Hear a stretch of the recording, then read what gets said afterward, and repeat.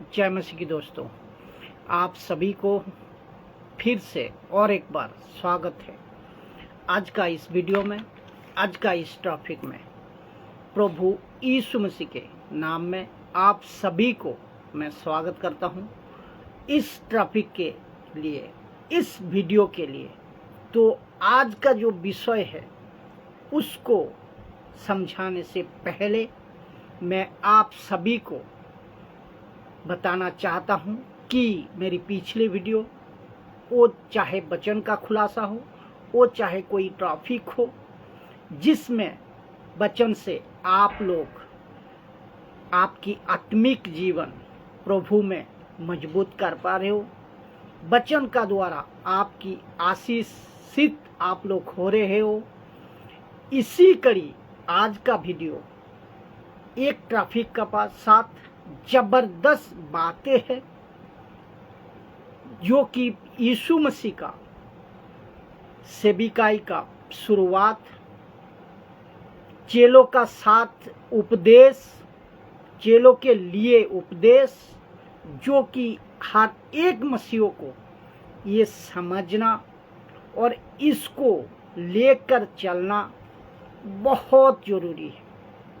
तो आज का जो विषय है वो है मत्ती की किताब 5 अध्याय 1 से लेकर 16 तक। इसको आज यीशु मसीह की जो पहाड़ी उपदेश है, मत्ती की किताब 1 से लेकर 5 से मत्ती की किताब 5 अध्याय 1 से लेकर 16 तक, पहाड़ी उपदेश, अद्भुत खुलासा।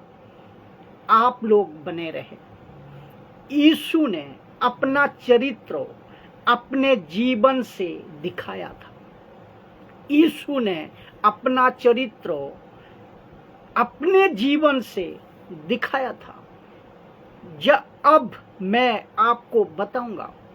आपको ये वचन, एक वचन शायद याद होगा, जो कि पहला पत्रस 2 अध्याय 2 से लेकर 23 में तक में लिखता है कि और तुम उसी के लिए बुलाए भी गए हो, तुम उसी के लिए बुलाए भी गए हो, क्योंकि मसीह भी तुम्हारे लिए दुख उठाकर तुम्हें एक आदर्श दे गया है।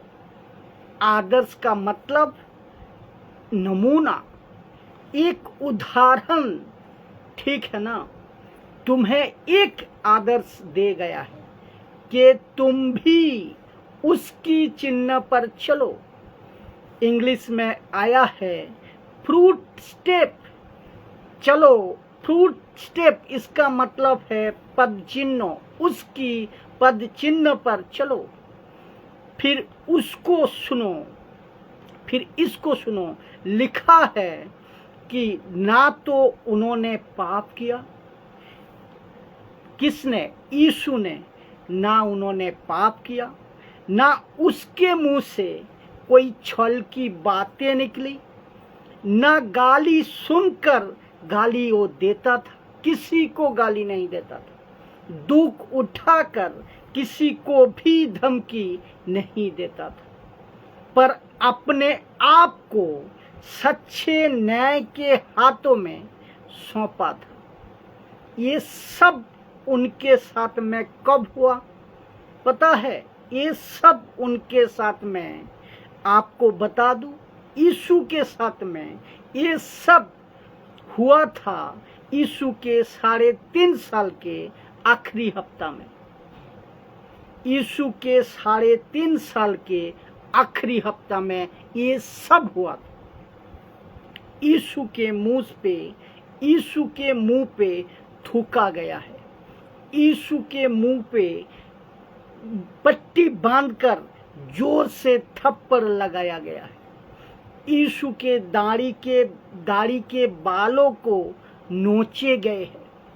लेकिन लिखा है, ना तो उसने पाप किया, ना उसके मुंह से कोई छल की बात निकली, ना गाली सुनकर वो किसी को गाली देता था, किसी को गाली नहीं देता था, दुख उठाकर भी किसी को धमकी नहीं दिया, दुख उठाकर भी किसी को धमकी नहीं दिया था। जबकि पतरस ने जब देखा यीशु को, जब यीशु को पकड़ने के लिए आए थे गतसमनी बाग में, तो पतरस ने तलवार निकाली और एक सिपाही का कान काट दिया।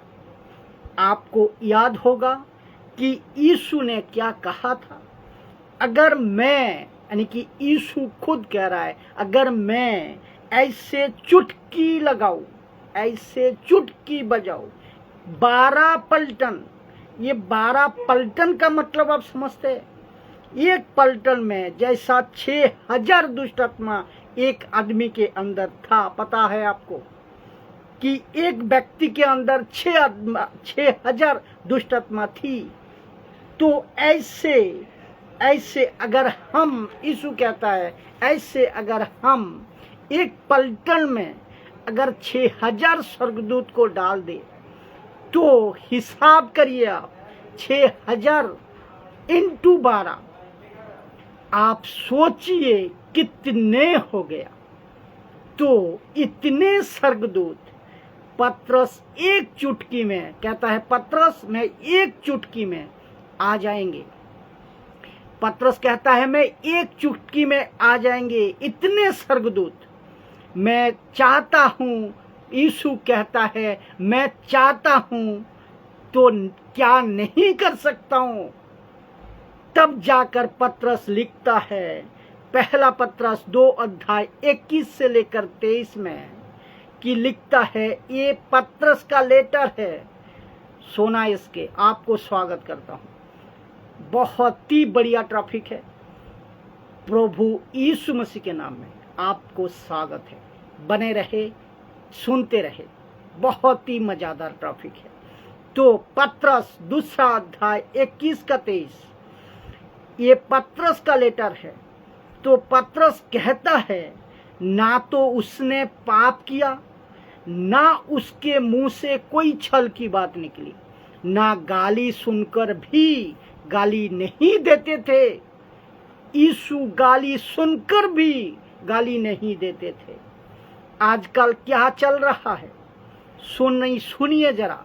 अगर आपको कोई धमकी दे दे, अगर आपको कोई बुरा भला कह दे, अगर आपके नाम के ऊपर कुछ भी कह दे, कर दे, तो क्या क्या आप करते हैं, क्या कैसे कैसे बर्ताव करते हैं, आप सभी जानते हैं। आपकी कलेसिया की बात कर रहा हूं, आपकी पड़ोसी की बात कर रहा हूं। एक उदाहरण दे रहा हूं कि एक मसीह का चरित्र कैसे होना चाहिए। उसके पास्टर से मत पूछिए एक मसीह का चरित्र कैसा होना चाहिए, उसके पास्टर से मत पूछिए, या फिर उसके ऑफिस के बॉस से मत पूछिए। उससे सबसे ज्यादा आपको पता चलेगा उसका चरित्र किससे। उसको पूछना किसको, उसको पड़ोसियों को पूछो। उसको पड़ोसियों को पूछो कि ये जो बंदा आपके पड़ोस में रहते हैं ये कैसा है। एक व्यक्ति को उसका पड़ोसी बेहतर जानता है। तो मैंने ऐसा क्यों कहा कि यीशु कभी पाप नहीं किया। यीशु के मुंह से कोई छल की बातें नहीं निकली। गाली सुनकर भी यीशु किसी को गाली नहीं देता था। दुख उठाकर भी किसी को धमकी नहीं देता था। ऐसा यीशु क्यों कर सका, कर पता है? ये पहाड़ी उपदेश में यीशु की ये शिक्षाएं थी। ये शिक्षाएं थी मत्ती के किताब 5 अध्याय 1 से लेकर 16। बने रहे, बहुत ही अद्भुत टॉपिक है और एक अलग तरीके से मैं इसको प्रचार करूंगा। तो बने रहे दोस्तों। पढ़ता हूं ध्यान से सुनिएगा दोस्तों। बहुत सारा मसाला, बहुत सारा आत्मिक खुराक, बहुत सारा आत्मिक खुराक इस वचन में है, इस टॉपिक में है, इस वीडियो में है। तो बने रहे, ध्यान से सुनिए। तो मत्ती के 5 अध्याय 1 से लेकर 16 तक पहाड़ी उपदेश है, पहाड़ी उपदेश। तो पहला वचन पढ़ने से पहले मैं शुरुआत बता दूं। यीशु का जन्म हुआ मत्ती के 2 अध्याय में, यीशु का बपतिस्मा हुआ 3 अध्याय में, किसकी? मत्ती का। और यीशु का सेवा शुरू हुई 4 अध्याय में। लेकिन 5वां अध्याय में यीशु सब कुछ छोड़ छाड़ कर क्या किया? एक पहाड़ के ऊपर बाकी चेले नीचे, और यीशु अपने 12 चेले के साथ पहाड़ के ऊपर। तो यीशु इन सबको बिठाया। तो उसके पहले कि लाजर जिंदा हो, इसके पहले कि एर की बेटी जिंदा हो, इसके पहले कि विधवा की बेटा लाजर और गूंगे, बहरे, नेंगड़े, इन सब को ठीक करने से पहले यीशु मसीह ने अपने 12 चेलों के साथ क्लास ली, चेलों का क्लास ली। तो यीशु ने अपने 12 चेलों का क्लास ली। और जानिए क्या कहा लिखता है, क्या लिखता है, इसको सुनिए दोस्तों। तो वचन 1 से मैं शुरू कर रहा हूँ। वचन 1 लिखा है, वहाँ इस भीड़ को देखकर पहाड़ पर चल गए। वहाँ इस भीड़ को देखकर पहाड़ पर चढ़ गए। और जब बैठ गए तो उसके चेले उसके पास आए। सुनिए वचन 2 लिखा है, वहाँ अपना मुंह खोलकर, किसने? यीशु ने अपना मुंह खोलकर उन्हें वहाँ उपदेश देने लगा। उपदेश का मतलब है, ग्रीक ट्रांसलेशन है डिडक्स। तो वहाँ अपना मुंह खोलकर उन्हें वहाँ उपदेश देने लगा। तो पहला है क्या? उपदेश। पहला है उपदेश। तो इसके बाद जो मैं पढ़ूंगा वो ध्यान से सुनना। अभी एक एक वचन को ध्यान से सुनना, ध्यान देना। कम से कम 9 बार लिखा है, धन्य है, धन्य है, धन्य है वे। 9 बार लिखा है। तो एक एक पाठ को मैं रखूंगा। पहला पाठ जो है वचन 4 में कहता है, धन्य है वे जो मन के दीन है। पहला उपदेश, धन्य है वे जो मन के दीन है, क्योंकि स्वर्ग का राज्य उन्हीं का है। एक विश्वासी, एक पास्टर, एक क्राइस्ट फॉलोअर कैसा होना चाहिए? वो मन का दीन होना चाहिए। कैसा? मन का दीन होना चाहिए। इसका मतलब है उसका जो नेचर है, उसका जो स्वभाव है, उसका जो कैरेक्टर है, उसका जो चरित्र है, वो मन का दीन होना। Thank you Jesus, thank you. शांति पाएंगे। धन्य है वे जो शोक करते हैं, क्योंकि वे शांति पाएंगे। इसका मतलब क्या है दोस्तों? पता है? जो कि नीति वचन में लिखा है। Thank you Jesus. तो नीति वचन के जो वचन में लिखा है कि बर्थडे पार्टी में जाने से अच्छा मायत के घर में जाना बेहतर है। यानी कि किसी के घर में खुशी है, वहाँ जाने से बेहतर, किसी के घर में मौत हो गई है, उसके घर में जाना बेहतर है। ये नीति वचन कहता है। पूछा क्यों? क्योंकि पूछा क्यों? क्योंकि बोला कि जहाँ खुशी है वहाँ सब हंस रहे हैं, लेकिन जहाँ मौत हो गई वहाँ अगर तुम जाओगे तो थोड़ा तसल्ली देकर आओगे।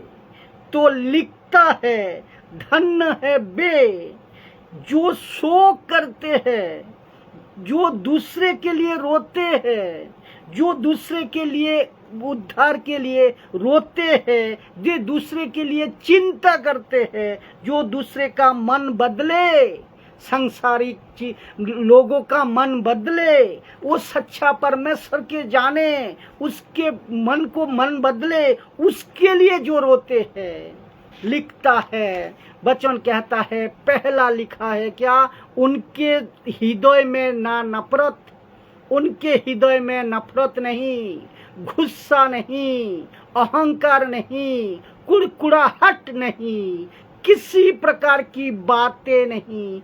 ऐसे चरित्र यीशु का था और ऐसे चरित्र की बात अपने 12 चेलों को यीशु सिखा रहा है और कहता है कि तुमको ऐसा अगर धन्य बनना है तो तुमको दीन होना होगा। तुम ऐसा धन्य बनना है तुम्हें तो तुमको शोक करना होगा।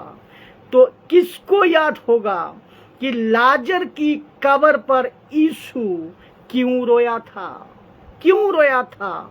आपको पता चल गया होगा कि यीशु दूसरे की मौत पे शोक करते हैं, दूसरे की मौत पे शोक करते हैं, दूसरे के दुख पे शोक आता है, शोक आता था उनको और दूसरे के आंसुओं को वो नहीं देख पाते थे। और जब विधवा औरत को बेटा मर गया था तो यीशु के मुंह से पहला शब्द क्या निकला पता है?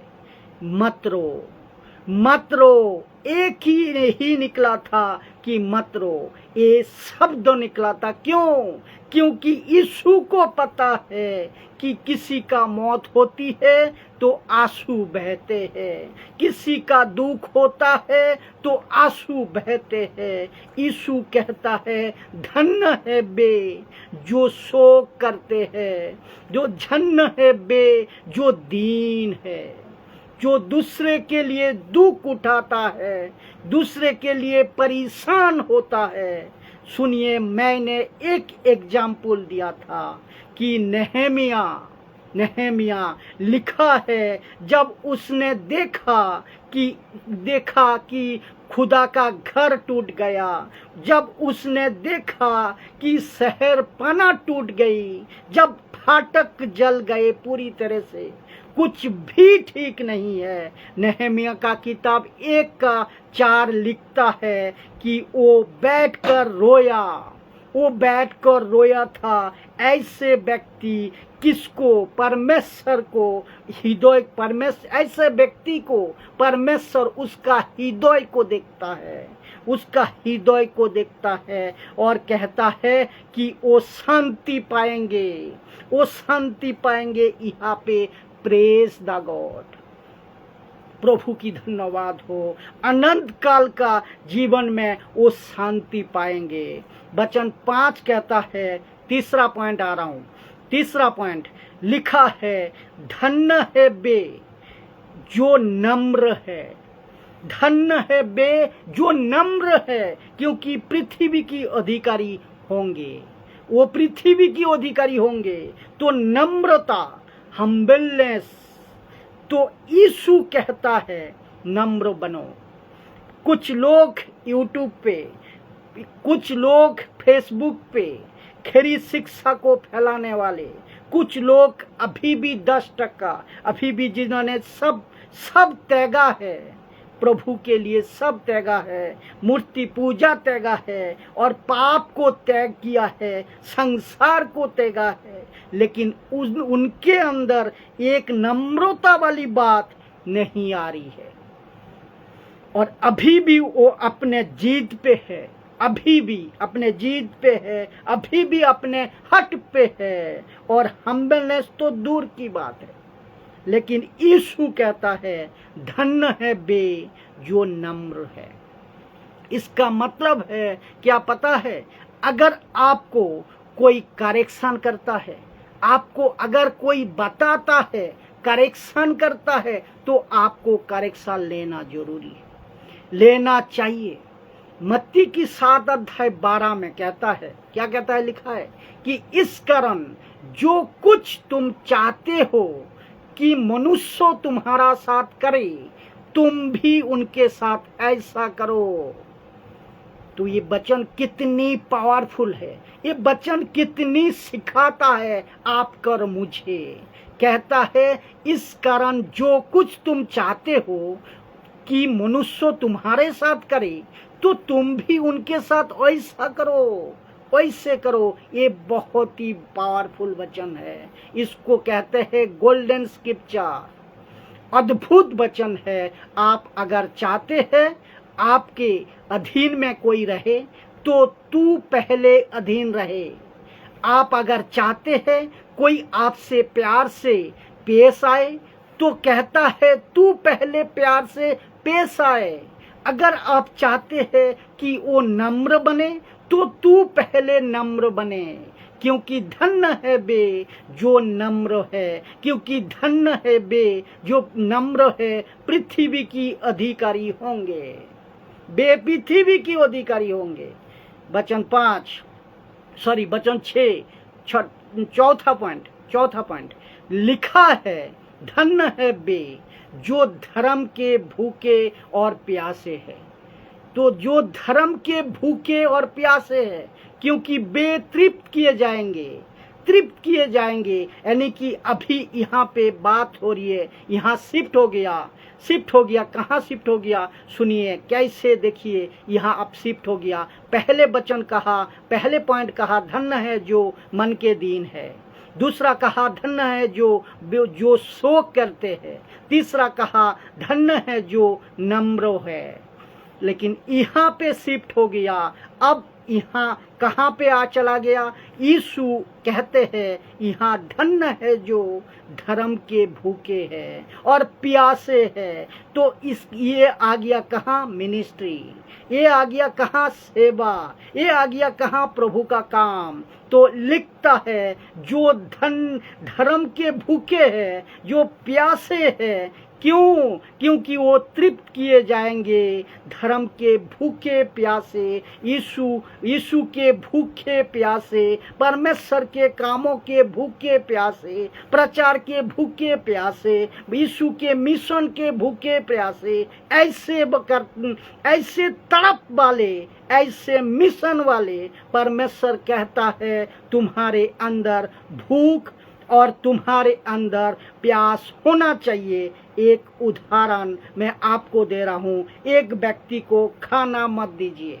कितने 24 घंटा अगर खाना मत दीजिए उसको, आपको पता चलेगा कि आपके उनके मुंह से खुद का खुद बयान करेगा वो कि भूख क्या होती है, क्या पानी का प्यास क्या होती है, वो खुद बयान करेगा। यीशु चाहता है कि ऐसे तड़प के साथ तुम धर्म के प्यासा हो, ऐसे तड़प के साथ तुम भूखे हो। किसकी, धर्म की, किसकी, यीशु की राज्य की, किसकी, यीशु की प्रचार की, किसकी, यीशु की सेवा की।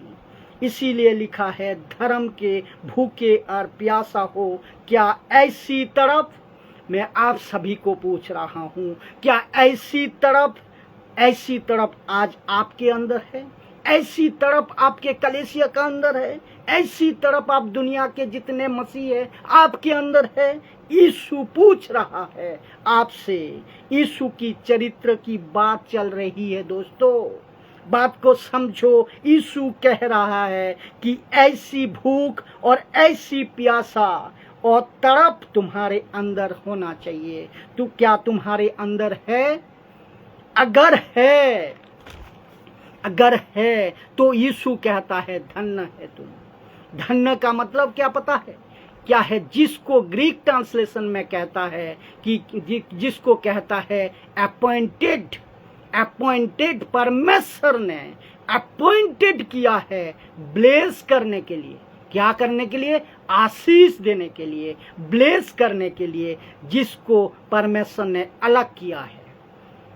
जिसको परमेश्वर ने अलग किया है ब्लेस करने के लिए, सुनो सुनो, सबको आशीष नहीं मिलती। मेरा दोस्त, मेरी यूट्यूब वाले, मेरे फेसबुक वाले, सबको आशीष नहीं मिलती। लेकिन ये आशीष, तेल पानी का पीछे मत भागो दोस्तों, तेल पानी के पीछे मत भागो। मसीह जनता, सबको आशीष नहीं मिलती। ये आशीष है ना, ऊपर से परमेश्वर तय करता है किसको देना है। तो लिखा है, धन्य है वे जो धर्म के भूखे और प्यासे हैं, तो क्योंकि वे तृप्त किए जाएंगे। इसका मतलब है कंडीशन आर अप्लाई। तो तुमको धन्य होना है ना, तुमको ब्लेस होना है ना, तो ये सब शर्त, पहला क्या, धन्य है जो मन के दीन है, ये बनो। जो धन्य है जो शोक करते हैं, ऐसा करो। धन्य है जो नम्र है, नम्र बनो। और धन्य है जो धर्म के भूखे प्यासे हैं, जो प्रभु का सेवा में भूख और तड़प का साथ काम को करते हैं। धन्य है वे। आपको ये सब बनना पड़ेगा, तब आप धन्य बनोगे। वचन 7 लिखा है, 5 नंबर पॉइंट, तो धन्य है वे जो दयावान है। धन्य है वे जो दयावान है, तो क्योंकि आपका ऊपर भी दया की जाएगी, आपका ऊपर भी दया की जाएगी। मैं थोड़ा आपको बता देता हूँ कि आपके पास में अगर दया करने का मौका मिलता है किसी को, मैं विनती करता हूँ कि प्लीज दया करिए। वो चाहे किसी भी लेवल का, किसी भी तरीके का दया कीजिए, करिए दया। और आपको ऊपर क्षमा करने का अगर मौका मिले, आपको अगर किसी को क्षमा करने का मौका मिले, करिएगा जरूर। आपको किसी को देने का मौका मिले, कुछ भी देने का मौका मिले, तो उनको दीजिए। अपने ऊपर किसी ने गलत बातें की है तो आपको लगता है कि अरे यार यहाँ पे तो उसको बख्श दूं, तो बख्श दीजिए, बख्श दीजिए। लिखा है, दया करने पे तुम पर भी दया की जाएगी। और ऐसे एक्सपीरियंस का साथ हम सबको, मसीहों को मैं बात कर रहा हूँ, और अविश्वासियों को भी, जो भी ये वीडियो पहुँचे, जहाँ तक पहुँचे, उनको भी कह रहा हूँ कि ये बात तो सीखना पड़ेगा। और आपको और हमको सीखना होगा कि प्रभु आज से हम दया करूँगा, दया करूँगा, दया करेंगे प्रभु हम। तो क्योंकि वचन कहता है कि तुम पर भी दया की जाएगी, तुम पर भी दया की जाएगी। क्यों? क्योंकि हमको नहीं पता है ना कि हमको कब दया की जरूरत है, हमको कब दया की जरूरत है, हमको नहीं पता है ना। लेकिन लिखा है कि तुम पर भी दया की जाएगी। क्यों जाएगी दया? क्योंकि तुम पहले किसी के ऊपर दया की है, पहले किसी के ऊपर दया की है। और इस बात को मैं पुख्ता करने के लिए और बताऊंगा कि किसके साथ ये चीज़ को आपको समझना होगा। मैं सभी को रिक्वेस्ट करता हूं कि आपके पास अगर पैसा है, गरीब को देने के लिए, किसी को खाना खिलाने के लिए, किसी के मदद करने के लिए, मतलब कोई भी तरीके से मदद करने के लिए आपके अंदर ताकत या हसीयत या क्षमता है, तो विनती करता हूं, मैं रिक्वेस्ट करता हूं कि जरूर दान करिए, जरूर उन पर दया करिए। पता है क्यों? क्योंकि परमेश्वर इसको गिनती करता है, परमेश्वर इसको काउंट करता है, और परमेश्वर को बहुत अच्छा लगता है जब कोई ऐसा करता है। इसीलिए मत्ती के किताब 26 में क्या कहता है पता है? यीशु ने कहा, मैं जेल में था, तू मुझे मिलने आया, मैं भूखा था, तू मुझे खाना खिलाया, मैं प्यासा था, तू मुझे पानी पिलाया, मैं बीमार था, तू मुझे हॉस्पिटल में मिलने आया, मैं सोया था, तू मुझे जगाया। मैं आप कहता है, फिर ये लोग पूछते हैं, क्या आप प्रभु आप कब प्यासे थे, आप कब भूखे थे, आप कब बीमार थे, आप कब तकलीफ में थे, तो प्रभु कहता है जिन्होंने छोटे से छोटे एक के साथ एक किया है, उसने मेरे साथ भी किया है। क्या अद्भुत है, क्या गजब है दोस्तों। एक ऐसी हम सबको करना है कि उदाहरण दिया मैंने आपको, ऐसी सब करना है कि उदार दिल बनाओ, दे दो, किसी को दे दो। जक्कई ने क्या किया पता है? आप जानते हैं, जक्कई कहता है जिसका एक लिया था मैंने उसको 4 गुना लौटा दूंगा। इसका मतलब है हम सबके अंदर दिल होना चाहिए, हम सबके अंदर तड़प होना चाहिए। और हम किससे सीख रहा है ये बात? हम किससे सीख रहे हैं दोस्तों? हम यीशु से सीख रहे हैं। किससे सीख रहे हैं? यीशु से सीख रहे हैं। वचन 8 छठवां पॉइंट, धन्य है वे जिनके मन शुद्ध है, क्योंकि वे परमेश्वर को देख पाएंगे, परमेश्वर को देखेंगे। इसका मतलब है हम सभी का अपने मन को, अपने सहन को, अपने चरित्र को इसीलिए शुद्ध रखना है क्योंकि हमको परमेश्वर को देखना है। मैंने कई बार बताया कि जिसका चरित्र ठीक नहीं है, जिसका कैरेक्टर ठीक नहीं है, परमेश्वर उनके साथ संगति नहीं करता, क्योंकि मन शुद्ध नहीं है और वो परमेश्वर को देख नहीं पाएगा। दूसरे शब्दों में वो परमेश्वर को नहीं देखेंगे। अभी यहाँ की बात और जैसे ही यहाँ की तो बात हो रही है, और यहाँ जैसे ही हम स्वर्ग में जाएंगे और वहाँ पर हमारा हिसाब हो जाएगा। मन शुद्ध नहीं था, मन में उल्टा सीधे बातें थी, नफरत था, घमंड था, अहंकार था, दूसरे के प्रति बैर था और ना जाने क्या क्या था। ऐसा लोगों को परमेश्वर नहीं देखेंगे, ऐसा लोग परमेश्वर को नहीं देखेंगे। इस बात की चर्चा प्रभु यहाँ पर कर रहा है। बात समझ में आया? वचन 7वां पॉइंट लिखा है, धन्य है वे जो मेल करवाने वाले हैं। ये बहुत इंपॉर्टेंट पार्ट है, मेल करवाने वाले हैं, क्योंकि वे परमेश्वर के पुत्र कहलाएंगे। आपका याद आ गया होगा दानियेल के किताब 12:1 में क्या कहता है पता है? लिखता है, जहाँ पे लिखा है जो दूसरों को धर्मी बनाता है वो आसमान में तारों की नाई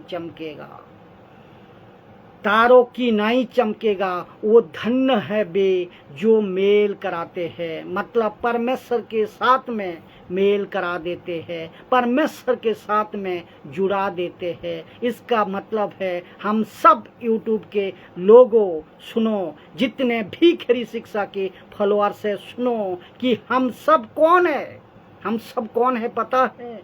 हम संसार को परमेश्वर से मेल कराने वाले हैं। और प्रभु कहता है ऐसे लोग मेल कराने वाले हैं। और प्रभु कहता है कि ऐसे लोग जो मेल कराते हैं बेधन्य है। इसका मतलब है प्रभु कहता है मुझे अच्छा लगता है। प्रभु ये कहता है कि जो मेरी प्रचार करते हैं, मुझे अच्छा लगता है जो संसार के लोगों को मेरी बातें सुनाता है, मुझे अच्छा लगता है जो संसार के पापी जिंदगी से प्रभु में मुझे मिलाते हैं, परमेश्वर के राज्य के साथ मिलाते हैं, मुझे अच्छा लगता है। जो मेरी प्रचार करते हैं, प्रभु कहता है मुझे अच्छा लगता है। नाउ जितने प्रचारक हैं जितने ऑनलाइन में प्रीचर है और फिजिकल में जो जहाँ कहीं भी सुसमाचार फैलाते हैं, जितने प्रैक्टिकली और फिजिकली करते हैं, प्रचार करते हैं ना, आप हाथ को लीजिए, अपने हाथ को लीजिए। अभी अगर देख रहे हैं तो अपने हाथ को लीजिए, शाबाशी दीजिए, क्योंकि परमेश्वर आप मिलाने वाले, परमेश्वर खुश होता है। आप जो प्रचार करते हो, परमेश्वर आपसे खुश होता है। खुद को शाबाशी दीजिए। मुझे पता है प्रचार करने में कितना तकलीफ होती है, प्रचार करने में बहुत ही तकलीफ होती है। किसी को मत पूछे, मुझे पूछिए, मैं बताऊंगा कि कितनी तकलीफ होती है। मैं बताऊंगा क्योंकि पूरे विषय को समझना होता है, पूरे स्लाइड को बनाना पड़ता है, रात जागना पड़ता है, लिखना पड़ता है, समय को निकालना पड़ता है। और उन सभी को, और जितने भी प्रचारक हैं, आप जहाँ कहीं से भी सुनते हो, सुन रहे हो, मैं सभी को सैल्यूट करता हूँ। या वैसे प्रचारक को सैल्यूट करता हूँ जो सही तरीके से, सही वचन का कंटेक्स्ट का साथ प्रचार को रखते हैं, प्रचार को वचन का साथ चलते हैं, खुद चलते हैं और दूसरे को चलने के लिए सिखाते हैं, सही प्रचार करते हैं। मैं उनको सैल्यूट करता हूँ, क्योंकि मैं खुद जानता हूँ प्रचार कितनी तकलीफ से होती है। और प्रचार का जो सेवक कोई प्रचार का लालसा नहीं रखते, कोई उसको इंटेंशन जो मतलब गलत नहीं रखते, किसी प्रकार का कोई शर्त का साथ प्रचार नहीं करते, किसी प्रकार का कोई पैसा का डिमांड पे प्रचार नहीं करते, ऐसे सच्चे प्रचारक की बात कर रहा हूँ मैं, कि ऐसे प्रचारक को मैं सैल्यूट करता हूँ कि वो परमेश्वर की काम कर रहा है। वो किसकी काम कर रहा है? खुद की नहीं दोस्तों, वो परमेश्वर की काम कर रहा है, परमेश्वर की राज्य की काम कर रहा है। वो कोई संस्था की नहीं, वो कोई नाम की नहीं, वो कोई संस्था की काम नहीं कर रहा है, वो परमेश्वर की राज्य की काम कर रहा है। संस्था जो है ना, पूरी दुनिया में जहाँ कहीं से भी है, ये एक टैग है, ये एक नाम है, बाकी इसका कोई मतलब नहीं है। ये एक टैग है, क्योंकि यीशु की कलीसिया यूनिवर्सल है। ये एक नाम है, ये टैग है अपना अपना संस्था का, बाकी इसका कोई मतलब नहीं है। जिसके द्वारा, ये टैग का द्वारा हम सबको इकट्ठा करते हैं। आप जो ऑनलाइन देख रहे हो, आप क्यों? आपके अंदर यीशु है, वही यीशु मेरी अंदर भी है। तो इसी बेस पे हम बात कर रहा हूँ कि धन्य है वे जो मेल कराते हैं परमेश्वर से, धन्य है वे जो परमेश्वर के प्रचार करते हैं। आप सभी को अप्रिशिएट करता हूँ कि आप सभी को किसी भी मिनिस्ट्री हो, कहीं से भी हो, भारत की बाहर हो, कि परमेश्वर के काम आप कर रहे हैं। किसी की वर्ग का हो आप, किसी की मिनिस्ट्री से हो आप, काबिले तारीफ है आप। और ऐसे करते चले जाइए, करते चले जाइए, नॉन स्टॉप करिए, क्योंकि परमेश्वर अपना बेटा बेटी का दरवाजा आपको दिया है। वचन 10, 8वां पॉइंट, धन्य है वे जो धर्म के कारण सताए जाते हैं। ये बहुत इंपॉर्टेंट, दोनों पार्ट लास्ट में 8 और 9, इसको सुनिए दोस्तों। धन्य है वे जो धर्म के कारण सताए जाते हैं, क्योंकि स्वर्ग का राज्य उन्हीं का है। धन्य है वे जो धर्म के कारण सताए जाते हैं, कि इसका मतलब है यीशु के कारण सताए जाते हैं। वो धन्य है, यीशु के कारण दुख उठाता है, वो धन्य है। वो चाहे परिवार से हो, वो चाहे समाज से हो, वो चाहे पड़ोसियों से हो, वो चाहे दोस्त से हो, वो चाहे ऑफिस का बॉस से हो, वो चाहे अपने रिश्तेदारी से हो, क्योंकि यीशु कहता है धन्य है वे जो धर्म के कारण सताए जाते हैं, क्योंकि स्वर्ग का राज्य उन्हीं का है। और ऐसे कितने हैं जो यीशु के कारण सताया जा रहा है। बाइबल पढ़ रहे हैं वो सताया जा रहा है। वचन को वचन पे खुद चल रहे हैं, दूसरे को चलाना सिखा रहा है, वो सताए जा रहे हैं। चर्च जा रहे हैं, उसको सताया जा रहा है। यीशु का काम कर रहे हैं, उसको सताया जा रहा है। यीशु की गवाही दे रहा है, उसको भी सताया जा रहा है। ऐसे लोगों को प्रभु कहता है स्वर्ग का राज्य उन्हीं का है। तो मैं फिर से कहता हूं, आपको मार पड़ रही है, आपको कोई मार रहा है, आपका ऊपर मार पड़ रही है, खुशी से खा लो। आपको गाली दिया किसी ने गाली दे रहा है, खुशी से सह लो, बिना किसी शिकायत से।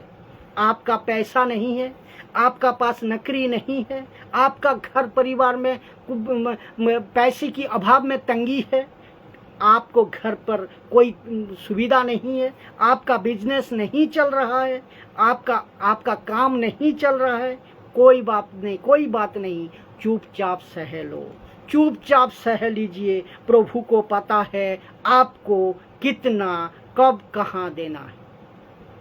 सहायता प्रभु करेगा, वो सब प्रभु आप सब संभालेगा। प्रभु आपका सब संभालेगा। लिखा है कि स्वर्ग का राज्य उन्हीं का है।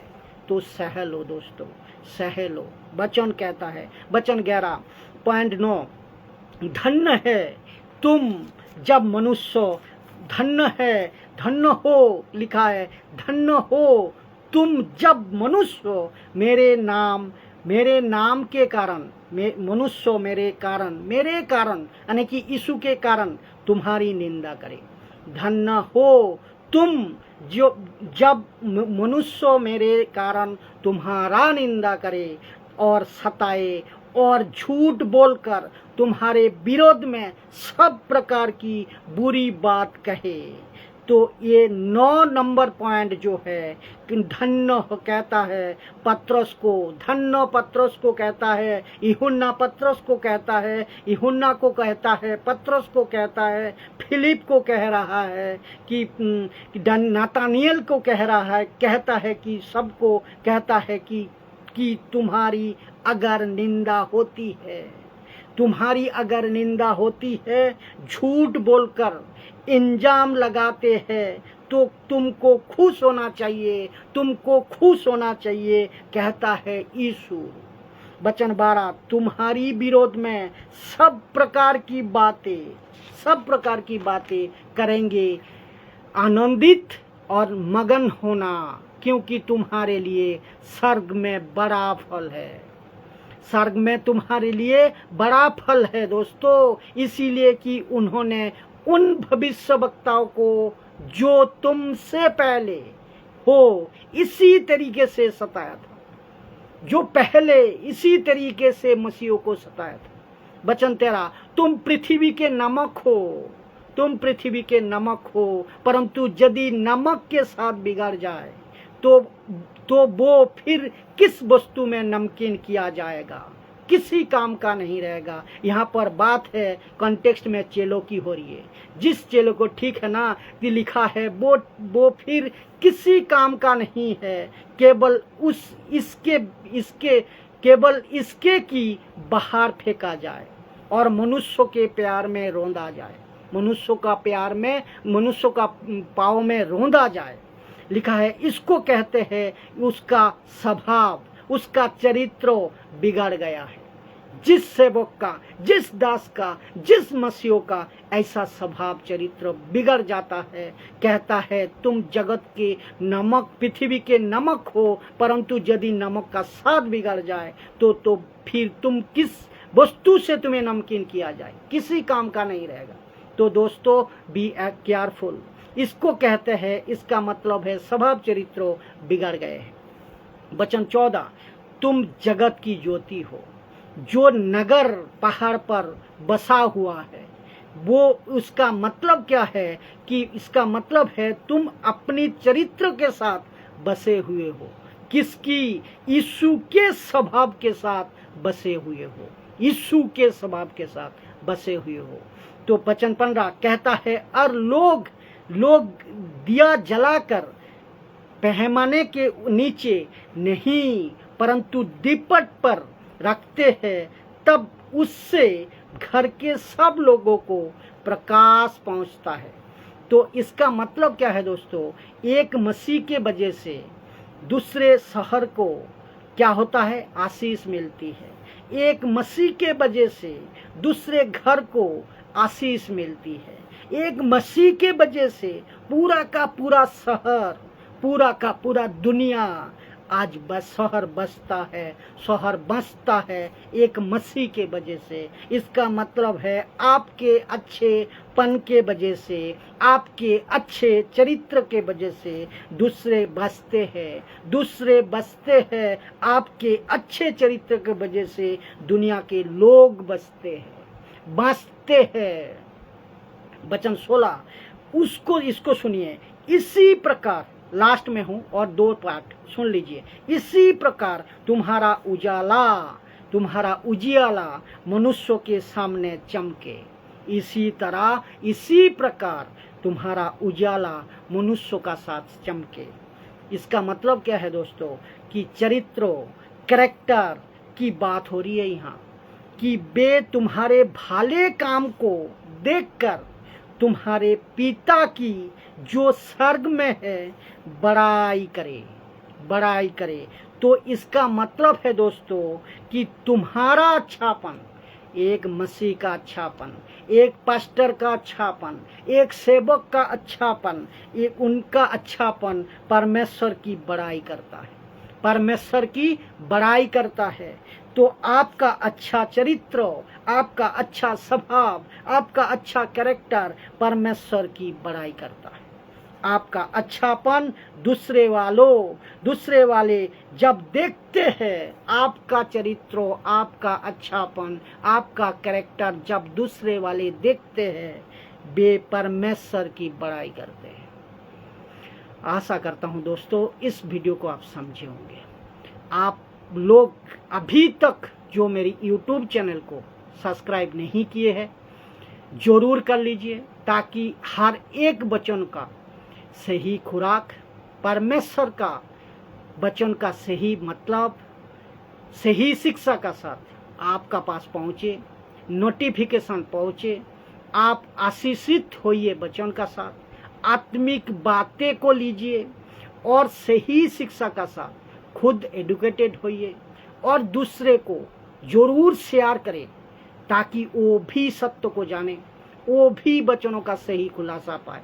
यही तो कहता है वचन, यही तो यीशु कहता है कि दूसरों तक पहुंचाओ।